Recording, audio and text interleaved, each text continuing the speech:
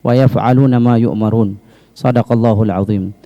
Alhamdulillah, segala puji hanya milik Allah.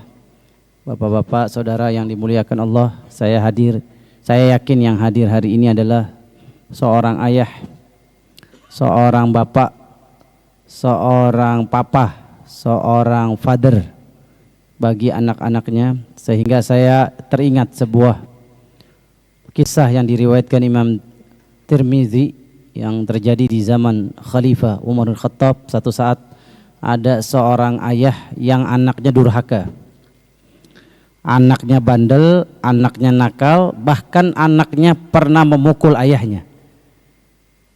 Datanglah sang bapak mengeluh kepada Umar bin Khattab. Syaka ila Umar bin Khattab, curhat kepada Umar bin Khattab, wahai Khalifah, sesungguhnya anak saya ini suka ngomong kasar sama saya. Anak saya bahkan pernah memukul saya.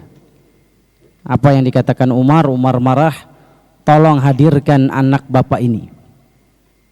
Dihadirkan anak bapak ini, Umar pun nasihatin dan marah, menegur keras. Tahu nggak kamu, durhaka sama orang tua itu dosa yang paling besar setelah syirik. Masuk neraka kalau orang tua nggak ridho. Allah nggak ridho kalau orang tua nggak ridho. Dinasihatin panjang sama Umar. Sang anak pun mengatakan kepada Umar Khattab, Khalifatul Mu'minin. Ya bapak, saudara yang dimuliakan Allah, Umar bin Khattab radhiyallahu ta'ala anhu ini adalah khalifah yang lama memimpin kaum muslimin, 23 tahun lamanya. Ya, beliau terkenal dengan kezuhutannya, ketawaduannya, kesolehannya, takut kepada Allah Azza wa Jalla. Ya, beliau dikatakan kepada beliau, ya Umar la ta'jal, wahai khalifah jangan buru-buru memberikan kesimpulan, jangan buru-buru untuk mencap saya anak yang tidak baik. Saya mau tanya dulu, wahai Umar, ma haqqul walid ilal walad, ma haqqul walid lil walad, apa haknya anak untuk didapatkan dari orang tua? Kalau kewajiban anak itu berbakti, haknya orang tua itu apa? Ya, atau hak yang wajib diberikan orang tua kepada anak itu apa? Umar bin Khattab ketika ditanya menjawab, ya, itu yang wajib bapak kamu berikan kepada kamu ada 3 hal. Ya, 3 hal yang wajib seorang bapak, seorang ayah, seorang papa, seorang dedi, seorang suami, ya, kepada anaknya apa? 3. Ayu hassin ismu, hendaklah si bapak ngasih nama kamu yang baik, nama yang bagus. Yang kedua, ayyakhtara laka ummuk, sang bapak milihin ibu yang soleha buat kamu yang baik. Kemudian yang ketiga, ayyuhaffizakal kitab, hendaklah ayah mengajarkan Al-Quran sama anaknya. 3 kewajiban kita sebagai ayah. Sang anak pun ngomong kepada Umar Khattab, wahai Khalifah, ini bapak saya dari 3 hal ini satu pun dia tidak kerjakan. Saya dinamain sama bapak saya Ju'la. Apa itu Ju'la? Ju'la itu Pak, hasyarah, nama serangga yang ada di gurun pasir. Mohon maaf ya, hampura, hampunten, hidungnya nggak ada. Ini binatang hidungnya nggak ada, mengendus-endus dengan mulut di gurun pasir. Ya, jadi sembarangan aja ngasih nama anak, nggak ngecek dulu Quran, nggak nanya ke ulama, nggak nanya kiai. Udah deh, nama yang lagi keren, nama orang kafir, artis Korea seneng sama artis kafir, dinamain anaknya artis kafir. Ya, senang sama siapa, tokoh-tokoh barat yang jauh dari Allah, jauh dari Nabi Muhammad, udah sembarangan aja ngasih nama anak.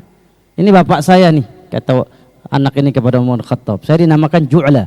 Kemudian yang kedua, ibu saya, ini bapak saya pergi ke pasar, lagi teler, lagi mabok. Dia punya duit 2 dirham. Kita tahu ya, di zaman-zaman jahiliyah suka ada jual beli manusia, jual beli budak di pasar. Ada budak sahaya kulitnya hitam, saya dibeli ibu saya dibeli 2 dirham. Dibeli 2 dirham, ditidurin, malamnya jima, hamil ibu saya. Ketika lahir, dia nggak suka dengan kelahiran saya. Dia nggak mau saya lahir. Maka saya dikasih ibu yang sembarangan. Bukan ibu yang soleha, bukan ibu yang terdidik, bukan ibu yang hafiz Quran, bukan ibu yang hafal Quran, ibu yang mengamalkan Islam, bukan. Ibu sembarangan di pinggir jalan dicariin. Kemudian yang ketiga, ini bapak saya. Kalau engkau bilang kewajiban bapak ngajarin Quran, 1 ayat pun dia nggak pernah ngajarin saya Quran. 1 ayat pun dia nggak pernah ngajarin saya Quran. Boro-boro ngajarin Quran, dia aja baca Quran nggak bisa. Subhanallahil azim. Apa kata Umar Khattab, bapak saudara yang dimuliakan Allah? Ya al-walid, laqad sabaqta ilal uquqi qabla ayya'iqqa waladak. Ya, kamu pergi sekarang juga dari hadapan saya. Sesungguhnya yang durhaka terlebih dahulu bukan anak kamu, tapi kamu duluan. Kamu dulu yang duluan yang durhaka sebelum anakmu durhaka. Allahu Akbar. Ini menampar keras diri saya sebagai seorang ayah yang punya 4 titipan anak, bahwa anak yang Allah titipkan kepada kita bukan sembarangan, bukan hal sepele, tapi dia investasi. Bukan hanya investasi dunia yang sementara, tapi investasi jangka panjang selamanya, itu akhirat. Jangan sampai nanti ketika kita berkumpul di yaumul qiyamah ditanya oleh Allah satu-satu tentang titipan anak, kita nggak bisa menjawab. Karena demi Allah, siapapun di antara kita yang hadir hari ini yang punya anak pasti ditanya tentang kepemimpinannya terhadap anaknya. Rasulullah SAW bersabda, kullukum ra'in wa kullukum mas'ulun an ra'iyatih. Setiap kamu bakal ditanya, dan setiap kamu akan ditanya tentang kepemimpinannya. Kita akan ditanya tentang anak kita, istri kita. Subhanallah Pak, kalau kita tahu keutamaan kita nih jadi ayah yang bertanggung jawab, demi Allah kita nggak akan menyia-nyiakan anak istri kita. Karena kata Rasulullah SAW, afdalu dinar yunfiquhu ar-rajul ala iyali. Sebaik-baik harta nih yang kita kerjakan nih, pagi-pagi pulang malam terus ngasih makan anak istri, kata Rasulullah, itu sedekah terbaik. Subhanallah, bayangkan berapa banyak pahala bapak-bapak yang hadir di sini. Gajian, beliin makan, beliin beras anak istri. Luar biasa, Islam memberi pahala luar biasa kepada seorang ayah yang peduli terhadap keluarganya, bertanggung jawab kepada anak istrinya. Bahkan kita dianggap berdosa kalau sampai menyia-nyiakan tanggungan kita anak istri kita. Rasulullah SAW bersabda, kafa bil mar'i ayyakuna ithman an yudayyi'a man yaqut. Cukup seseorang dikatakan berdosa kalau dia menyia-nyiakan tanggungannya. Dia nggak peduli nih sama anak istrinya, maka dia berdosa. Na'udzubillahi thumma na'udzubillah. Bapak saudara yang dimuliakan Allah Azza wa Jalla, jangan menganggap ya dengan kita cuma memberikan harta sama anak kita cukup. Kita punya kewajiban menjadi murabbi, mudarris, guru bagi anak-anak kita. Ya, jadi bapak pulang nggak hanya sekedar fulus. Alhamdulillah kita dikasih kerja, bisa ngasih nafkah buat anak istri kita. Tapi di sisi lain kita punya kewajiban agar ngajarin agama sama anak kita, istri kita. Dalam muqaddimah tadi saya bacakan Quran surat At-Tahrim. Nanti tolong dibuka masing-masing ya, Quran surat At-Tahrim. Kewajiban kita adalah ya ayyuhalladzina amanu qu anfusakum wa ahlikum nara. Wahai orang-orang beriman, jaga dirimu dan keluargamu dari api neraka. Ali bin Abi Thalib radhiyallahu ta'ala anhu menafsirkan ayat ini apa? Hendaklah seorang ayah ngajarin apa yang diwajibkan Allah, apa yang dilarang oleh Allah. Kewajiban kita dari sekarang nih bapak ngajarin. Alhamdulillah ada pengajian di Masjid Al-Badar. Ini yang diharamkan Allah, ini yang dihalalkan Allah. Kewajiban bapak, saya pulang ke rumah ngajarin lagi anak. Nah, kamu sudah baligh, jangan sampai pakai rok mini nak, pakai jilbab, tidak halal. Satu helai rambutmu terlihat laki-laki yang bukan mahram, ajnabi. Satu saat Asma binti Abi Bakar keluar dengan keadaan nggak pakai jilbab, anaknya Abu Bakar As-Siddiq, karena saat itu baru turun ayat Al-Ahzab ayat 59 tentang wajibnya jilbab, baru turun. Asma belum tahu ayat ini, ya, belum nyampe ke Abu Bakar As-Siddiq, karena ketika satu ayat kewajiban turun, Rasulullah SAW ngajarin, nanti sahabat nyebarin. Ada yang tahunya hari ini, ada yang tahunya besok, ada yang tahu minggu depan. Apa jawaban Rasulullah? Rasulullah panggil Asma, ya Asma ta'alai, datang ke sini. Innahu la yahillu lak an tura hadza wa hadza. Wahai Asma, enggak boleh kalau kamu sudah balik, sudah haid, memperlihatkan auratmu kecuali dua, yaitu wajah. Nabi menunjukkan wajah dan tangan. Jadi tangan dan wajah bukan aurat. Ya, hadis Sahih Bukhari. Subhanallah. Yang punya anak laki-laki belum melaksanakan sholat, Nabi SAW mengatakan kepada kita, muru auladakum bis salati wahum sab'a sinin. Perintahkan anak kamu sholat umur 7 tahun. Dari 7 tahun kemana kita? Anak kita kok 20 tahun belum sholat. Kemana kita kalau anak kita sudah punya anak, kita punya cucu tapi dia nggak sholat? Padahal dari umur 7 tahun saya diperintahkan Rasulullah SAW nyuruh anak saya sholat umur 7 tahun. 7 tahun masih hobinya main-main. Ingat, 7 tahun anak nggak sholat nggak boleh pukul, haram. 7 tahun, 8 tahun, 9 tahun nggak boleh mukul, nggak boleh kasar. Nyuruhnya harus dengan fun, happy, menghibur. Nah, kalau sholat di masjid sama ayah, insya Allah nanti pulang kita jalan-jalan, kita pergi ke Monas, kita pergi ke puncak, harus ada reward di situ.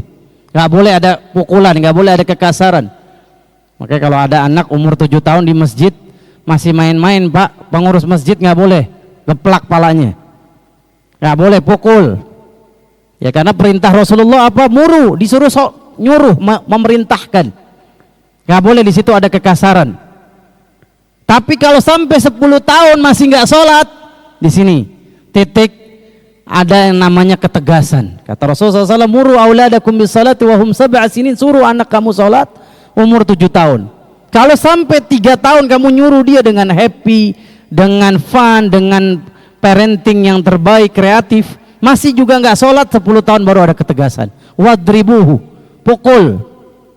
Nah, di sini para ulama menjelaskan yang dimaksud pukul dalam hadis ini darbun ghairu mubarrah, pukulan yang nggak boleh melukai, pukulan yang nggak boleh meninggalkan bekas.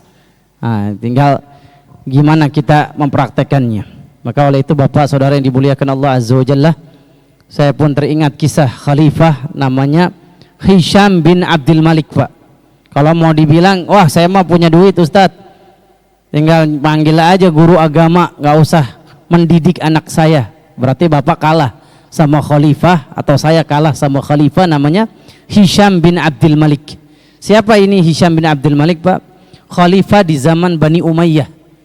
Kita tahu setelah Khalifah Ar-Rasyidin ya selesai 30 tahun, ya Rasulullah sudah memprediksi Khalifah Ar-Rasyidin ini 30 tahun.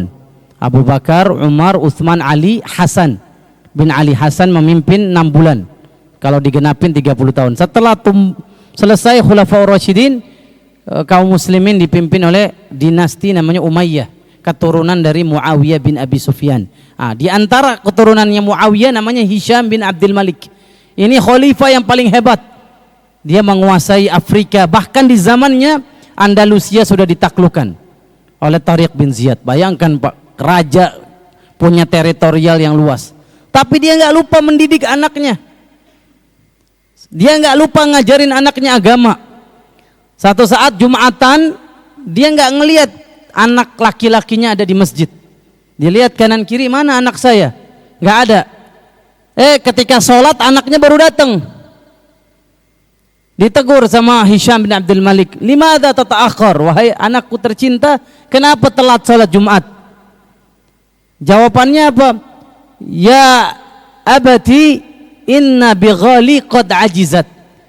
Saya punya kuda atau keledai, ya, keledai yang sakit. Saya suruh jalan nggak bisa jalan, sakit. Anaknya sudah balik, sudah remaja. Apa jawaban Hisham bin Abdul Malik? Marah keras dia. Nah, selama 1 tahun kamu nggak boleh pakai kendaraan lagi, nggak boleh ada pengawalan ketat VIP. Kamu kalau ke masjid wajib jalan kaki. Seluruh fasilitas negara kita ambil lagi selama 1 tahun dihukum. Gara-gara telat sholat Jumat. Ini khalifah yang super sibuk, yang waktunya begitu banyak ngurusin negara-negara yang ditaklukkan, tapi nggak lupa mendidik anaknya. Maka insya Allah lewat kajian singkat ini saya mengajak diri saya, jamaah yang hadir di sini, insya Allah titipan anak ini Pak mahal harganya. Banyak orang yang mengharapkannya. Ada orang nikah 10 tahun, Ustadz doain saya supaya bisa dapat keturunan. Ada juga yang 20 tahun belum tak kunjung dapat keturunan. Dan kita alhamdulillah izin Allah, semua karena karunia dari Allah dikasih anak. Ada di antara bapak anaknya 1, 2, 3, 4. Masa ya kita nggak menjadikan bahan perhatian kita? Pulang ke rumah ya sejenak kita duduk sama anak kita. Nak, hari ini udah ngapain aja nak? Udahkah engkau baca Quran? Gimana sholatnya tadi di masjid nggak? Sekolahnya di sekolah gimana sholatnya nak? Ya, karena demi Allah kita akan menyesal kalau kita meninggalkan keturunan yang tidak takut kepada Allah. Kita takut nanti kita wafat, kita nggak mendapatkan istighfar anak kita. Nauzubillah min dzalik. Kita nggak tahu Pak, saya nggak tahu. Nanti dikubur saya dapat nikmat apa azab, nggak tahu. Ternyata punya anak soleh bisa memberhentikan azab kita dari kubur. Hadis riwayat Imam Bukhari. Ya, Rasulullah pernah bercerita tentang penghuni kubur yang diberhentikan azab kuburnya. Ketika ditanya, wahai malaikat, kenapa saya berhenti azab? Kenapa di stop siksa kepada saya? Padahal saya dulu di dunia pernah zina, saya dulu di dunia pernah riba, saya di dunia pernah maksiat. Harusnya saya berhak dapat siksaan. Apa jawaban malaikat kepada dia? Hadza bistighfari waladika lak. Ini disebabkan istighfar anak kamu. Kamu waktu hidup di dunia, kamu menitipkan anak kamu di ibu yang soleha. Kamu nggak sekedar cari istri, nggak sekedar cari istri yang cantik, enggak, tapi kamu cari istri yang agamanya bagus. Kamu kerja ke kantor di Spenda, istri kamu di rumah ngajarin Quran anak kamu. Istri kamu ngajak sholat anak kamu. Kamu sibuk pergi pagi pulang malam, tapi alhamdulillah kamu tinggalkan di ibu yang solehah. Maka karena anak kamu suka baca Rabbighfirli wali walidayya warhamhuma kama rabbayani shaghira, diberhentikan azab. Diberhentikan azab. Ya, terakhir saya mau tutup kajian kita dengan satu kisah lagi nih yang terjadi di zaman Imam Ibnu Qayyim Al-Jauziyah, Pak. Imam Ibnu Qayyim ini adalah murid Syekh Islam Ibnu Taimiyah. Satu saat sepasang suami istri cerai. Ya udah nggak cocok, udah nggak pas lagi, cerai. Mengajukan hak asuh anak di pengadilan. Ya, orang kalau dicekcok ke PA pengadilan agama, ini terjadi di zaman Imam Ibnu Qayyim Al-Jauziyah. Ketika rebutan anak, ya khadhanah, rebutan hak asuh anak, hakim bingung, semuanya ngerasa benar. Ya udah datangkan anak kamu, anaknya umur berapa? 9 tahun. Kata hakim kalau 9 tahun syabba. Syabba itu artinya akalnya udah jalan. Hadirkan anak itu. Dihadirkan di pengadilan. Nah, ini ada bapak kamu maksa hak asuh, ibu kamu maksa hak asuh. Kamu milih yang mana? Wahai hakim, qadhi, saya milih sama bapak saya. Udah mau ketok palu, hak asuh di tangan bapaknya, sang ibu interupsi. Sang ibu komplain, wahai hakim, jangan engkau ketok palu dulu. Tanya dulu sama anaknya kenapa dia lebih milih bapaknya daripada milih emaknya, milih ibunya. Hakim bilang, oke, saya nggak ketok palu. Nak, kenapa lebih milih sama bapak kamu? nggak milih ibu kamu? Oh, Bapak terheran nanti jawabannya apa. Saya, kata dia, kalau milih sama bapak saya enak. Saya dibiarkan jalan di jalanan, di lapangan, saya main seharian. Tapi kalau saya nanti hidup sama ibu saya suka nitipin saya di kiai faqih, ahli din, ahli agama. Saya disuruh ngaji, kalau ngaji saya salah saya dipukul. Sang hakim nangis. Nah, kalau begitu yang pantas untuk mengasuh kamu bukan bapak kamu, tapi ibu kamu. Ibu kamu mau menyelamatkan kamu dunia akhirat. Jadi mohon engkau terima keputusan saya, engkau hidup bersama ibu kamu. Jadi Masya Allah ya, kalau masalah agama udah nggak ada tawar menawar. Karena apa? Itu adalah investasi jangka panjang kita ketika nanti kita sudah wafat meninggalkan dunia ini. Ini saja kajian singkat kita. Semoga manfaat dunia akhirat. Kita berdoa kepada Allah, mudah-mudahan Allah memberikan kemenangan saudara-saudara kita yang sedang berjihad di Gaza, Palestina, yang wafat Allah jadikan syuhada, yang masih ada dan terluka Allah sembuhkan, Allah sehatkan kembali, dan insya Allah Gaza bisa terbangun lagi seperti sedia kala, bahkan lebih indah, lebih bagus lagi, karena sudah hancur 100% bangunan di sana. Ya, masjid sudah dihancurkan, seluruh gedung-gedung sudah nggak ada, rumah sakit juga sudah darurat yang dibangun sementara. Semoga Allah Azza wa Jalla memberikan kekuatan sabar, dan kita nggak pernah melupakan Gaza sedetik pun dalam hati kita, dalam pikiran kita, dalam doa kita. Bismillahirrahmanirrahim. Alhamdulillahirabbil alamin, hamdan yuwafi ni'amahu wa yukafi'u mazidah. Ya Rabbana lakal hamdu wa yukafi'u mazidah. Ya Rabbana lakal hamdu kama yanbaghi li jalalika wa 'azimi sultanik. Allahumma salli wa sallim wa barik ala sayyidina Muhammadin wa ala ali sayyidina Muhammad. Allahumma ighfir lil muslimin wal muslimat al ahya minhum wal amwat. Innaka sami'un qaribun mujibud da'wat ya qadiyal hajat. Afriq alaina sabra wa thabbit aqdamana wansurna 'alal qaumil kafirin. Allahumma arinal haqqa haqqan warzuqna ittiba'ah wa arinal batila batilan warzuqna ijtinabah. Allahumma la tada' lana fi makanina hadha dhanban illa ghafarta wa la daynan illa qadaita wa la hajatan min hawaijid dunya illa yassartah ya rabbal alamin. Allahumma ja'alna muqimas salah wa min dhurriyyatina rabbana wa taqabbal du'a. Rabbana hab lana min azwajina wa dhurriyyatina qurrata a'yun waj'alna lil muttaqina imama. Rabbana unsur ikhwanana al mujahidin fi Gaza, unsur ikhwanana al mujahidin al mazlumin fi Palestin. Allahumma kun ma'ahum, Allahumma kun ma'ahum ya rabbal alamin, la tada'hum wahidan ya rabbal alamin, kun ma'ahum. Rabbana atina fid dunya hasanah wa fil akhirati hasanah wa qina adzabannar. Walhamdulillahi rabbil alamin. Minta maaf lahir batin. Assalamualaikum warahmatullahi wabarakatuh.